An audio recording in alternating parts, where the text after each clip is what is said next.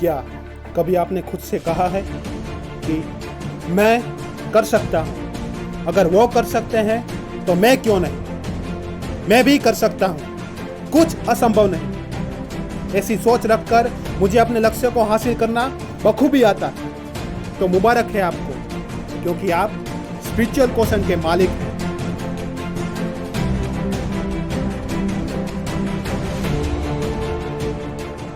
बात है उस समय की जब देश का ज्यादातर हिस्सा मुगलों की सल्तनत थी। उनके अत्याचार दिन 2 गुने और रात 4 गुने बढ़ रहे थे और इन अत्याचारों का भोग बन रही थी हमारे ही देश की प्रजा। अनगिनत थे उनके अत्याचार, अनगिनत थे उनके अत्याचारों के प्रकार। हर गली, हर मोहल्ले, हर चौराहे से ये आवाज निकल रही थी, आजादी, आजादी। शायद ये दर्द भरी चीखें उसके दरबार में भी जा पहुंची थी।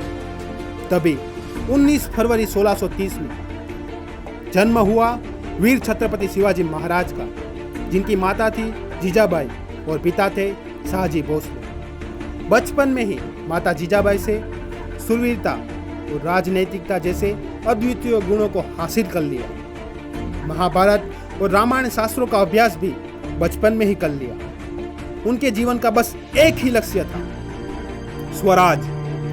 उन्होंने बस एक ही स्वप्न देखा, स्वराज का स्वप्न। कईयों ने कहा स्वराज का स्वप्न कभी पूरा नहीं हो सकता, लेकिन छत्रपति शिवाजी महाराज को पता था कि वो कर सकते हैं। वे हर असंभव परिस्थिति में संभावना को देख पाते थे। बस यही तो है स्पिरिचुअल क्वेश्चन का पहला लक्षण, हर असंभव परिस्थिति में संभावना को देखना। इस तरह एक एक करके अपने सभी दुश्मनों को पराजित करके उन्होंने उन किलों पर और प्रदेशों पर अपना भगवा तिरंगा लहराया। लेकिन बीजापुर के सुल्तान को यह पसंद नहीं आया। सुल्तान आदिल शाह को शिवाजी महाराज एक शेर की भांति लगने लगे, जिनकी दहाड़ उनका स्वराज था। उन्होंने शिवाजी महाराज को मारने के लिए अफजल खान को भेजा। कई दिनों तक युद्ध लड़ने के बावजूद असफल अफजल खान ने शिवाजी महाराज को संधि का न्योता भेजा और शर्त रखी कि हम अकेले मिलेंगे, ना सेना होगी ना अस्त्र शस्त्र।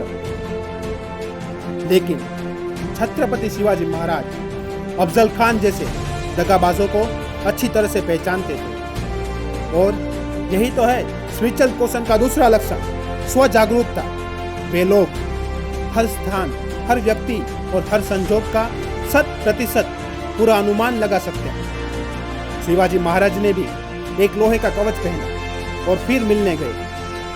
उनके अनुमान के मुताबिक ही अफजल खान ने दगा किया। उसने शिवाजी महाराज को गले लगने के बहाने से पीठ पर छुरा भोंकने की कोशिश की, लेकिन कवच की वजह से उन्हें कुछ नहीं हुआ।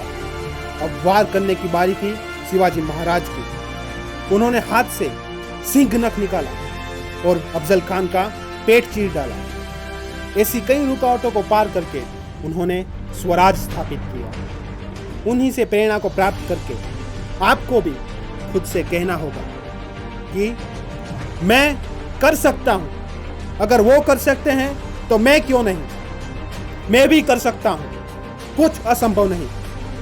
अपने लक्ष्य को हासिल करना मुझे बखूबी आता है। उसी तरह आपको भी हर संजोग को समझना और संभालना सीखना होगा।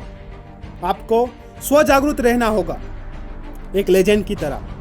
लेजेंड्स जो बने लीडर ऑफ सक्सेस।